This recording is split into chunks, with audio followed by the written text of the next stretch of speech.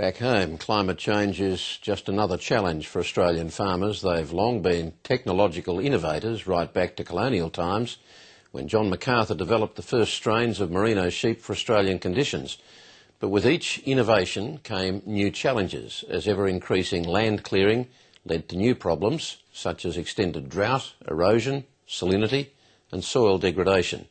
One often overlooked pioneer in fighting those problems was New South Wales farmer PA Yeomans, who in the 50s, at 2 farms in North Richmond outside Sydney, developed a sustainable irrigation system designed both to nourish and to protect the soil. While his Keyline system now influences the organic farming movement around the world, one of PA Yeomans' experimental sites is facing redevelopment into a housing estate. Tracy Bowden reports on a forgotten hero of Australian agriculture.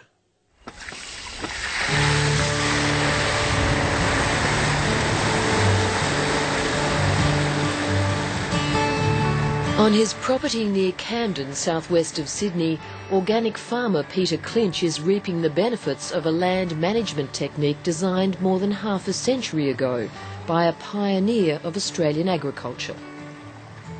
We haven't bought hay for the cows here for about 27 years.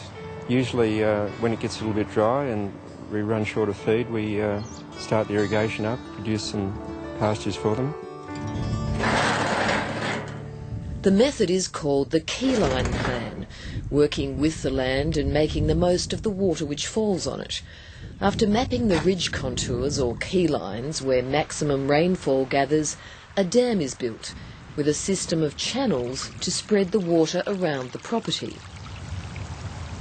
It was working from the natural shape of the land and how the water flowed and getting that water, the surplus water that flows off the land, how to redistribute that into the land to build soil, to build organic matter, build fertility as a basis for sustainable farming. As soon as you've got the right attitude and the right feeling for land,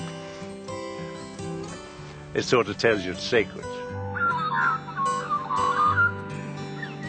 Keyline was the brainstorm of engineer and farmer the late Percival Yeomans, or PA. Almost 30 years ago, he explained Keyline to the ABC's nationwide program. It cuts across the orthodox in how to handle water, and water is the principal planning medium. Water comes before roads and fences and everything. If you get the water right, then the roads are right, you plant the trees in the right place. Okay. And no one does that. It took farmers decades to realise how much damage they'd done to the land by large-scale tree clearing. Suddenly they were confronted with huge problems of soil erosion and salinity. PA was one of the first to come up with an answer. It's such a good example of the appreciation of landscape design that my father had. You can see. PA Yeomans developed Keyline on his property Yobarnie in Richmond, north of Sydney.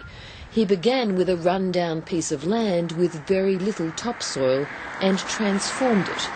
PA's son, Ken Yeomans, remembers the weekend tours of the property in the 1950s and 60s. There would always be farm walks done on a Sunday afternoon to take people around the property, and then occasionally they would have a field day that would go on for several days teaching, and there were thousands of people that would have busloads of people would just arrive on the property. To make the most of the nutrients in the subsoil, PA Yeomans also developed his own version of the chisel plough, which won the Prince Philip Design Award in 1974. It's still manufactured by his son Alan Yeomans. There wasn't an implement that would do that job. Prior to that, farming was always turning the soil. You used a moldboard plough or a disc-type plough, and you turned the soil. So this concept of just opening the soil up and ripping it and splitting it and letting air and moisture in was quite different. When I look back on Australia's contributions to science and engineering and so forth, if anybody should receive a Nobel Prize, it would have been PA Yeomans. Stuart Hill is Professor of Social Ecology at the University of Western Sydney. He says PA Yeomans' ideas ran counter to the farming approaches of the time. The reason it wasn't accepted at that time was that it was exactly the time, tragically, when chemical fertilisers were really getting going, and in Australia that was particularly the use of superphosphates. So it was much easier for the government extension agents to say to farmers, all you need to do is buy this bag and distribute it over your fields and that will be fine. Although Yeomans wasn't organic, his ideas strongly influenced the development of broadacre organics in Australia. David Holmgren drew on the principles of Keyline when he co-founded the permaculture concept in the 1970s and includes the system in his lectures on land use. The contribution of Keyline to the big debates of our day of water in the landscape and carbon and how we deal with the carbon problem of with climate change, the Keyline system was and is still critically relevant to those issues and is influencing work in North America, in many other countries. So this is Australian heritage. But this farm and its living heritage is about to be redeveloped. The family sold the property in 1964. It continued to be used for dairy farming, but now the bulldozers are about to come through. The land has been sold to property developer Buildev, which is set to expand Sydney's suburbs into these pastures. When I drove along the road that's out here and I saw that there was a bitumen road leading right to the base of the biggest, most efficient water storage on the entire property, I shed tears at the time when I saw the way the landscape was being planned and developed, and I wept. PA Yeomans died in 1984, but his sons are both still passionate about sustainable farming. Younger son Ken Yeomans is a consultant, helping design sustainable farm layouts around the world. Today, Ken Yeomans is back in Richmond to find out more about the proposed development. 197 villas will go in just along this, past this ridgeline just here. Local residents have formed an action group to oppose the development. They were hoping the historic nature of the property might save it. There's a whole range of issues that none of the government agencies and even the developer hasn't addressed. No. I do agree that Yeomans should be recognised, and I think that this was an important site. Heritage expert Stephen Davies was asked by Buildev to assess the heritage value of Yobarnie. He says while PA Yeomans' Keyline work is important, the property has deteriorated over the years. It's no longer a good working example of it. There's some remnants of it, and particularly in the dam systems and in the landscape, but not as an operating system.